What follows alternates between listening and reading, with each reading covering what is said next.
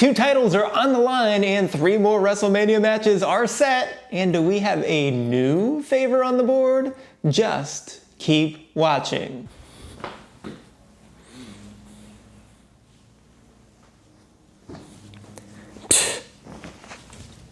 Welcome to the Doktor O'Kay Show. I am the SportsZu in for the Doc, who's going to owe me a big favor because he is M.I.A. without any notice. And I'll let you know that my grades will be a little bit different than his. So let's start with the matches and just keep asking why not at Mania as Lyra Valkyria retains her title by countering a rose plant into a pin. So Lyra is the ones, as she couldn't fully pull off a Nightwing early in the match, so Bayley was able to kick out, but she had a nice tornado DDT and fisherman suplex. But she mostly had a lot of tenacity, as this is already her 4th title defense, and she goes to 5-1 in one-on-one matches, getting back at Bayley for that sole loss. And that means Bayley is the 2s, as she caught Lyra in a drop kick through the ropes and turned it into a Bayley to belly, and also had a sunset flip buckle bomb. And she also pincered Lyra into a Boston Crab, but fatefully for her, she let it go to try that rose plant and it cost her the match. So she is sadly just 1-4 in one-on-one matches.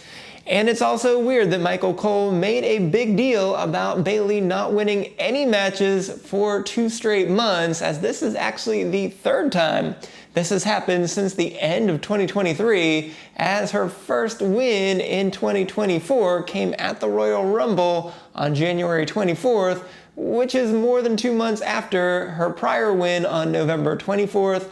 Then she also had a 2-month drought from July 5th through September 6th, and she currently has this one from February 10th to present.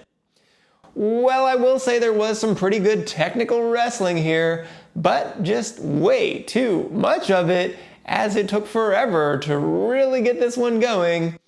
And it seems like when there's nothing else wrestlers know how to do, they just start deciding to trade pinning combos, and it gets a bad look since they do it so often in the WWE. And I also do not like it one bit whatsoever that these 2 are now going to team up and win that tag team gauntlet. So that means we'll have no women's IC title match at WrestleMania in the very first year of having that belt. So not a good way to dignify this title in its first year. We did also get a bit of tension teased between these 2 as Bayley slapped away Lyra's handshake, but she did follow that up with a hug. Perhaps this is maybe the first note in a potential heel turn for Bayley. And I will say the match didn't deserve this is awesome chance, but it still is at least okay. Second, we just keep using your head as El Grande Americano stuffs a piece of metal into his mask to headbutt Rey Mysterio off of the apron, and then Dragon Lee off of the turnbuckle, and followed that up with a flying headbutt to win a 6-man tag. So that means American Made and El Grande Americano is the ones, as each man landed a superplex, and then Julius broke up a pin with an amazing shooting star press.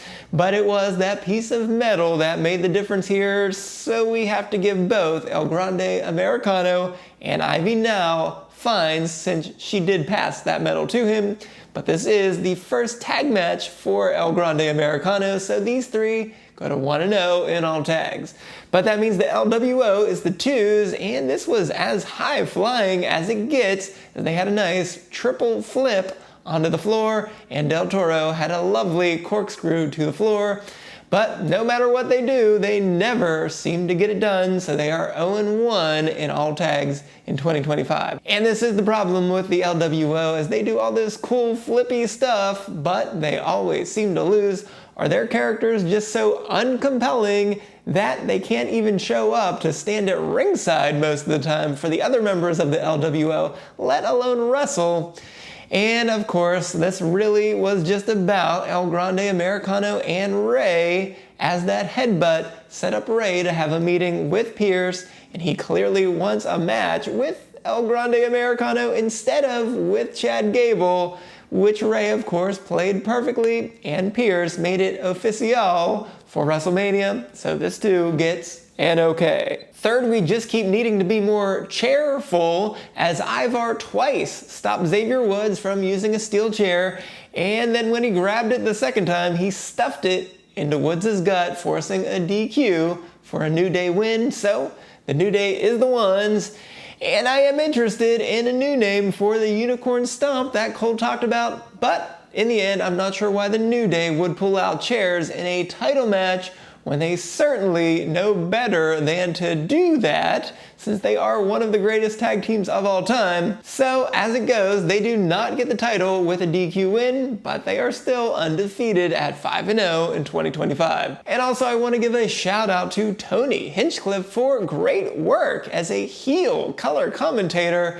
He had some good old school vibe here, calling it out with the War Raiders cheating, just like you might hear on Saturday night's main event with Jesse Ventura. And I'm honestly just shocked that the WWE allowed this, though I think it would be funnier if they didn't realize that was going to be his shtick. But that means the War Raiders are the twos, and they had the upper hand throughout this match with some nice team moves, including an assisted crossbody into the barricade by Ivar, their pop-up slam, and of course, the War Machine. But Ivar couldn't stop himself from using that chair, so they drop to 3-1, though they of course retain those titles. So it will be Ivar who gets a 1-week suspension for using the chair in a title match, but it was the New Day who used them best, as Kingston took a big shot right to Ivar's neck after the bell, but he does not get an STF because that was mere retaliation for Ivar using it first. And then both of them threw Eric into a chair set up in the corner and then set up his head on top of a chair to try to take him out permanently as Kingston went to the top rope. However, officials ran down and broke it up. So Xavier Woods was not pleased with that, and he pushed a few of them, admittedly not that hard, so he only gets a 1-week suspension for this minor shoving. I have to say I was pretty shocked that this match happened at all tonight, as I thought we were going to be waiting until WrestleMania for it. And that means I just wasn't sure how they were going to keep the titles on the War Raiders and still keep this one compelling. So while the match itself wasn't anything special, the post-match attack definitely enhanced the story with the result and the beatdown that we needed, so it too gets an okay. And in our main event, we just keep surprising these eyes as Dom actually impressed before Penta sacrificed him and hit that Penta driver to win. So Penta is the ones, as he dazzles every single week, so there's nothing new there, but the best this time was stopping a 619 with a super kick to lead into a step-up kick and a handstand kick, and he goes to 6-1 in one-on-one matches. But that means Dom is still the twos. However, he was actually pretty good here, completing a 3 amigos, and he unbelievably used Penta's Mexican Destroyer against him to set up an official 619 that he landed, but Penta got his knees up on the frog splash, so Dom goes to 0-3 in one-on-one matches. But this is the Judgment Day, so Carlito battered Penta from behind right after the bell and shortly was able to hit that backstabber, so Carlito picks up the fine here. And then Braun Breaker ran out to stop all of this for some reason, but it did lead to one of the most incredible running spears of all time as he flew down the ramp, hitting Carlito with it, and he followed that up with spears to both Dom and Penta inside the ring, and then when he started celebrating, Finn Balor popped out of nowhere to do his headlock elbow drop. So of course that wasn't like a finisher or anything, so it didn't keep Breaker down for long, and when Breaker went for another spear, Balor at least was able to avoid it. And as expected, they announced the fatal 4-way match for Mania between these 4 men. And I also have to say I enjoyed the Judgment Day Clubhouse segment earlier in the night where Finn was feigning joy at both of them being in the match, though he obviously couldn't contain himself from listing several reasons why Dom shouldn't be in the match, though he played it off as if that is what all the doubters are saying, but not him. Breaker did a nice job of continuing to be a tweener, taking out both the Judgment Day and Penta. But we're really most impressed here by Dom tonight, starting to really gain some sympathy and even a few cheers against a very over Penta. So yeah, I'm gonna give this a double okay. And let's go beyond the mat for Raw, and this would be the part where Doc would complain about only having 4 matches yet again. So there is that, but let's get to it. So after a long drawn out process, we finally got the resolution that we all expected, with Adam Pearce announcing a triple threat match for the women's world title at WrestleMania. And Bianca said that she is now happy that Rhea's in the match, as those two yet again seem to have all the tension as Bianca pushed the contract into Rhea and then Rhea threw it back at her. But it is yet again Rhea who pushed Io in the face when she tried to make her way into the argument, and Rhea picks up another fine as she seems to be the one who instigates the physical contact just about every week. Though I have to say, she got what she deserved with a dropkick to her back by Io that also took out Bianca. Well, this was such a circuitous route to get to this result where we always thought it would get to. And tonight we would have been happier if Io just walked away without signing the contract, because that just would have been hilarious that this would have kept going. However, she still just seems like the third wheel here, even though she got the last laugh. And I'm not so sure how I feel about her chances at this WrestleMania match. I'll reluctantly give this an okay. Comedian Bert Kreischer got a lot of love with an interview with Kathy Kelly, though he was interrupted by American-Made, who was then interrupted by Alpha Academy, so American-Made stormed off, leaving both Bert and Otis to celebrate by going topless, which is definitely not a thing that I needed to see, so that gets a not okay. Jackie Redmond interviewed AJ Styles, saying that he is in a good place, that he can embarrass Logan Paul at WrestleMania, though Karrion Kross stopped him yet again, saying that we need to see the Styles that can get the job done because they can't lose. Interesting choice of words there, but it clearly frustrated AJ Styles, so Kross's mind games must be working, though this caused those two to have a match for next week. And even though Kross has been doing some masterful work with what he's been given, he's not had a match since December 9th. And if you want to pull out a more sinister Styles, I don't think getting your butt kicked next week is really the way that you want to do it, because he's obviously not going to beat AJ next week, so we have to give this a not okay. Gunther came out smiling and laughing after what happened last week, so Pat McAfee used the phrase smiling like a butcher's dog, which he credited to someone else, but with the big night out coming up in Pittsburgh, he should have done that by crediting the legendary Mike Lang as the longtime announcer of the Pittsburgh Penguins, because that really would have been a good tie-in there, but he blew it. Nonetheless, back to wrestling. Jey was not in the mood for yeeting here, and he eventually said that he admitted to being afraid of Gunther, but after last week, a light bulb popped on in his head, so he's no longer afraid of him, and he's going to take that title at WrestleMania. Now, for some reason, this left Gunther speechless, and Jey left the ring without incident, with Gunther just kind of being frozen there. A little weird, have to say. But in the end, Jey desperately needed this, as we all need some glimmer of hope to think that he at least has a chance to win this title, so that when he does win, it will not be the most unbelievable thing in the history of the universe.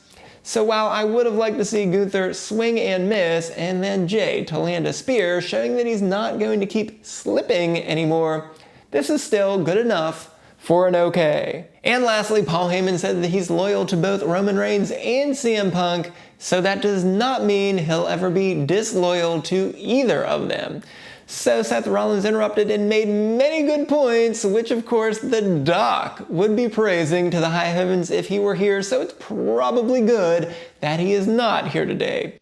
So Rollins said that Reigns never rescued him from Solo Sikoa when he disappeared after Mania, and Punk walked out on everyone, including him, 10 years ago.